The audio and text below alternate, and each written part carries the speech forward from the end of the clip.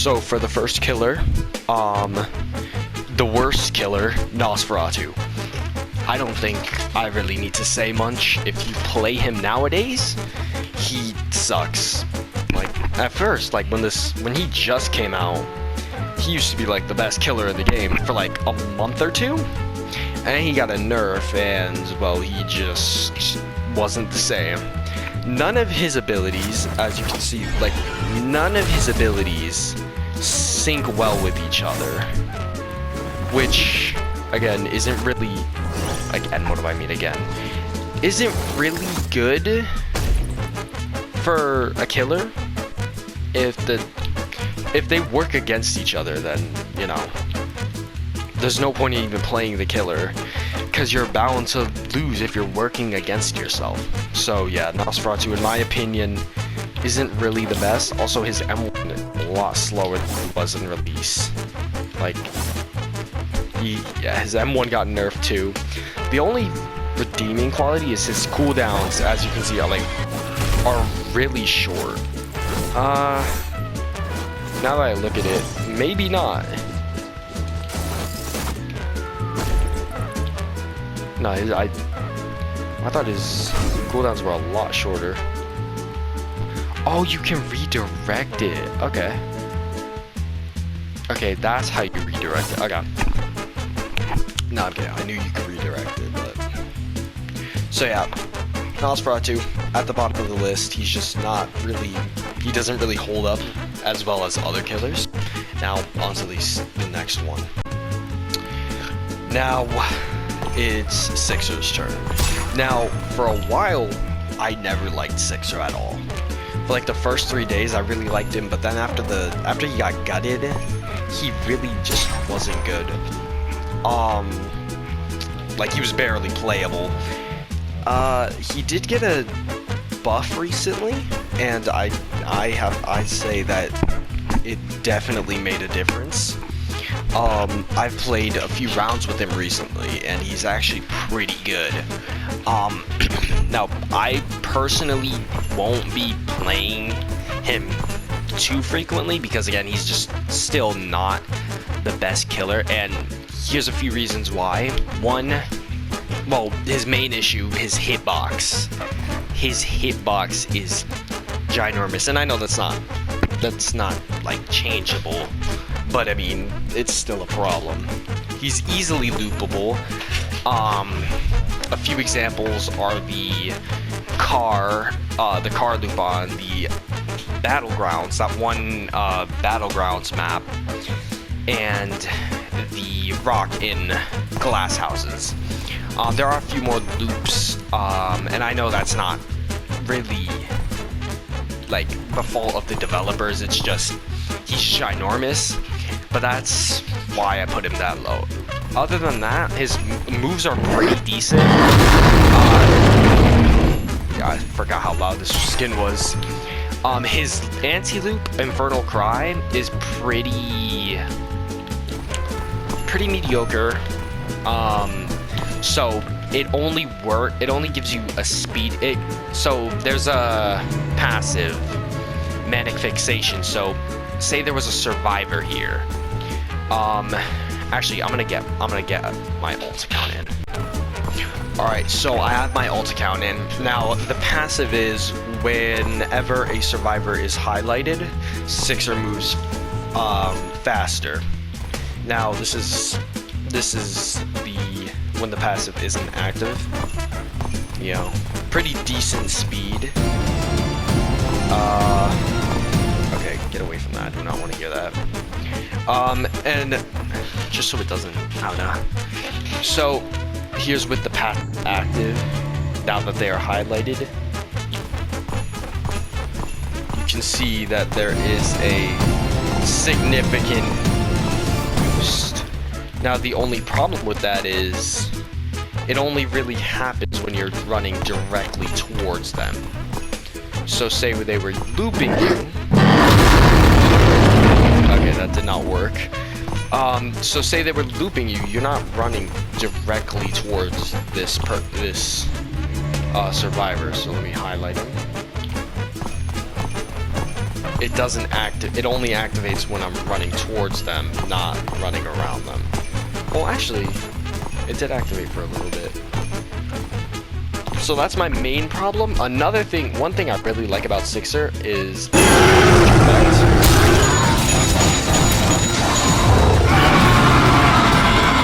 so you can actually see their health in the bottom corner. I'm going to spawn them a med kit now.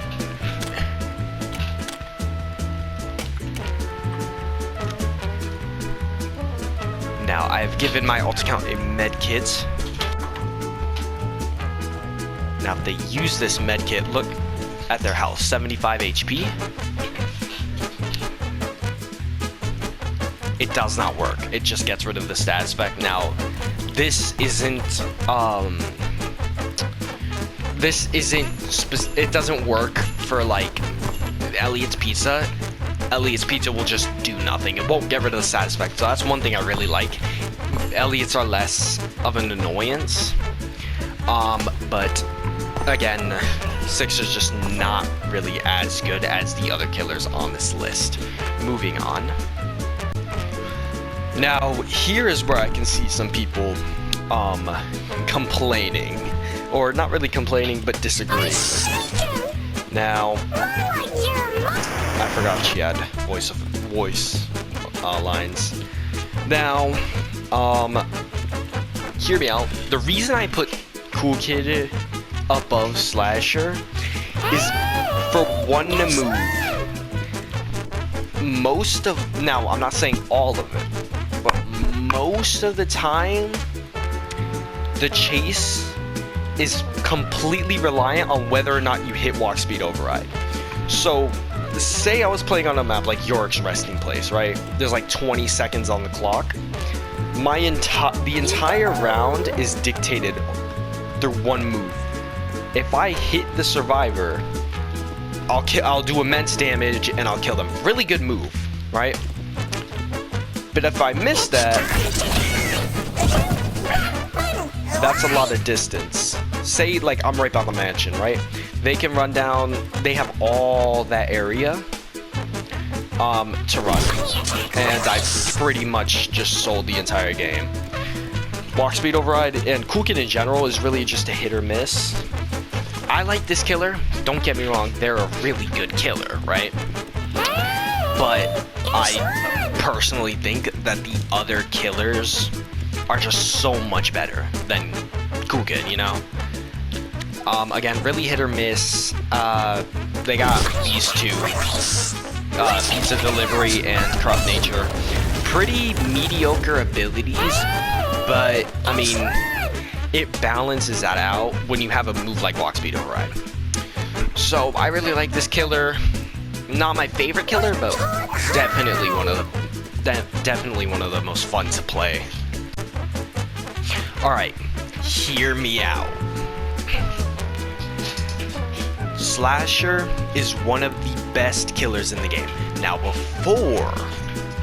before you click off the video, hear me out. One stun and it's over. An enraged Gashing Wound, so when you're in Raging Pace and you use Gashing Wound, that is 70 damage from one move.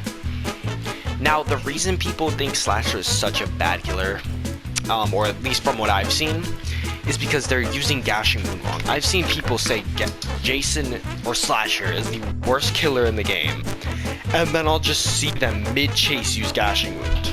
Gashing Wound is not meant as it's not meant to use in chase. It's meant to punish when survivors aren't paying attention, say doing a gen, or if they miss a stun.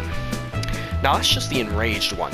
A normal Gashing Wound still does 50 damage. That is like half of a normal survivor's health. That is some pretty good damage. Behead completely disables abilities for like, I believe 7 seconds, which is a lot of time. And Raging Pace is just, it allows you to keep pressure on the survivor. On top of that, they're a starter killer, so they're really easy to get the hang of and not too complicated, so you won't be popping a blood vessel just trying to figure out how to work this character. Pretty decent slash too. I like the speed on this character. I believe, other than Cool Kid, this is the fastest killer in the game. Their M1 inflicts bleeding, so that's always a plus side, and I personally just really like Slasher. I used to main him for a while too. So yeah, really good killer. I personally really like Slasher. And now we will be on to our next killer. Alright, so now we're getting onto the heavy hitters, Noli. Now, Noli is an insanely overpowered, not overpowered, but let me rephrase that. He's an insanely strong killer once you get the hang of him. I posted a video, the pre-ranking, and that Noli clip you saw of me. If you haven't watched that, go watch it already. So go watch it so you know what I'm talking about. I want you to keep this in mind. I had not played Noli for a good month and a half before that clip. So I had lost my skill with Noli, and I still managed to server wipe. This guy is extremely good. Void Rush, I mean, you can make it across a map by just doing that. I don't know why I have 112 stamina.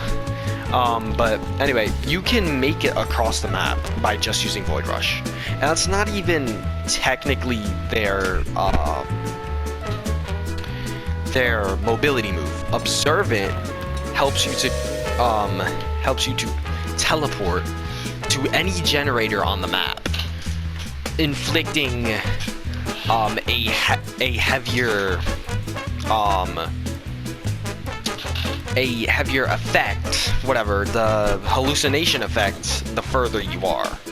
If you hit someone with hallucination 2, or hallucination 2 and up, you slam them against the ground, dealing like 40 damage, and that's ignoring whether or not you hit them for the first time with Void Rush, and inflict that hallucination.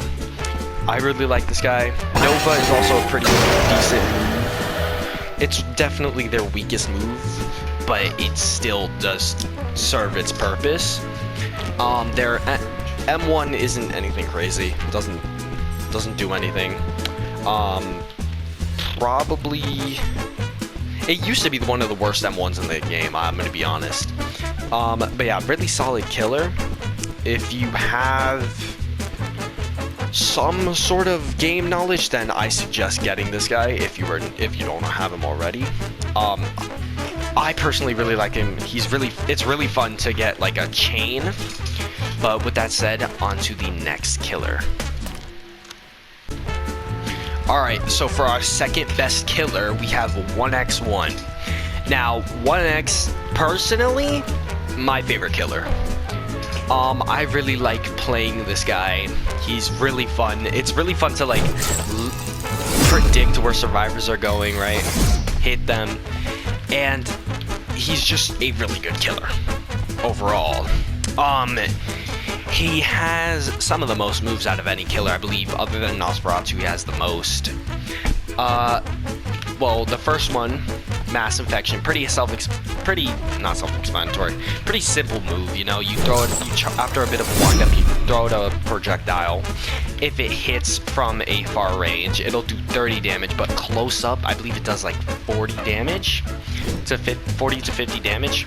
Pretty decent move, pretty simple, and easy to land if you know what you're doing. So, because the projectile is slower than like Entanglement and has a long windup, you can't just aim at where they're going. So say they're a survivor standing right here and I'm facing them.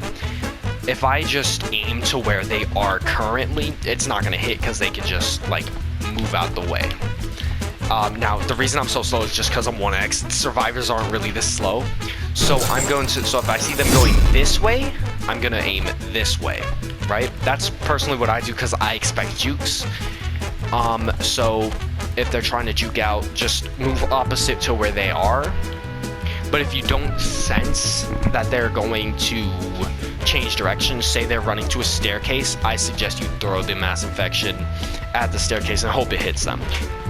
The second move is Entanglement. Now take everything I said and just shave off one of those tips. So whereas Mass Infection, you gotta, so say they're running this way and you gotta aim opposite to where they're running because they'll juke it.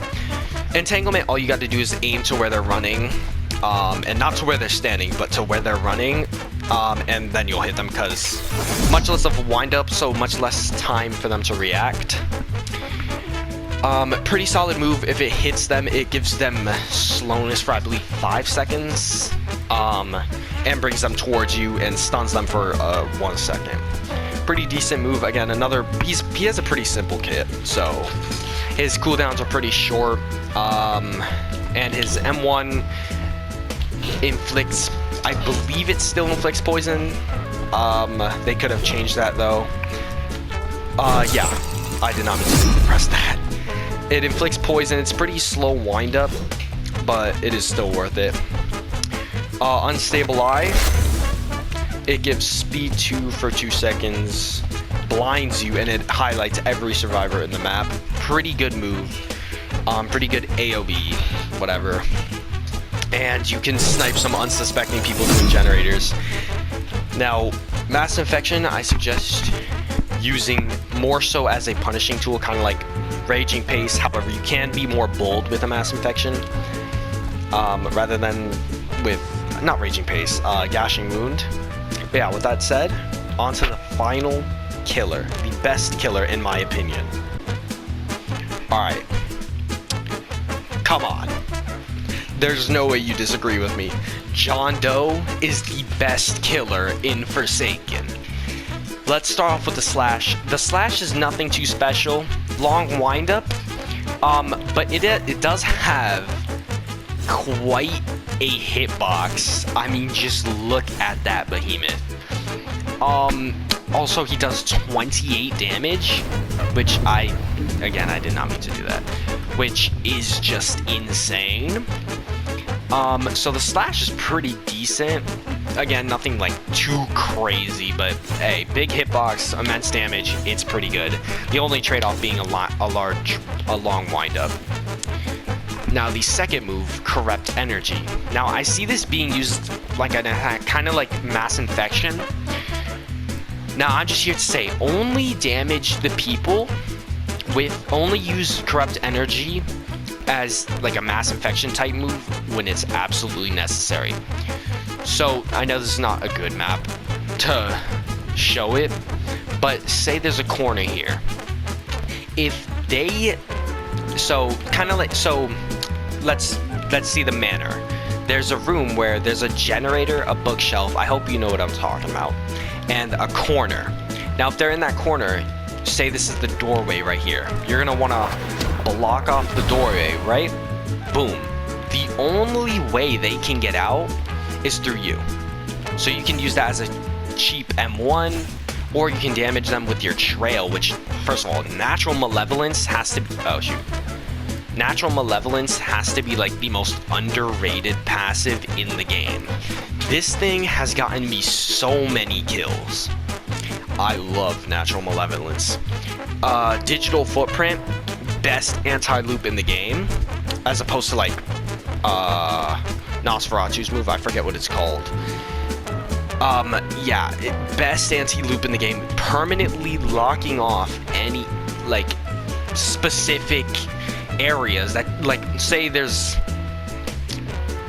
an area with a bunch of loot, it's all in a corner, all you gotta do is put a digital footprint. Then they walk into that, they get corrupted, take damage, but the real meat and potatoes of this move, what you're really here for, is the slowness that they get and the speed that you get. It is insane. I have almost lost rounds to people looping me pretty hard, to pretty good players, and an unsuspecting survivor walks into one of my digital footprints, I get the speed boost and I kill them. One thing I did forget to say is Corrupt Energy does also give you speed when you hit it, and can also unlock a passive that I will get into in a bit. Now, the last move, 404 Error, probably one of the most basic and simple AoEs, but it does serve quite a purpose. Before you get stunned, if you activate this, there is a passive you can get called Unstoppable, which gives you speed and all that. This passive is probably one of my favorite passives, especially for John Doe. I have killed so many people with using that passive. It is insane. John Doe is probably one of the most definitely the most overpowered killer in the game. There's no debate at all. But that will be the end of this video of my ranking. Hope you guys enjoyed. If you have anything to say about my list, anything I got wrong, anything I missed, put it in the comments. And with that said, I will be seeing you.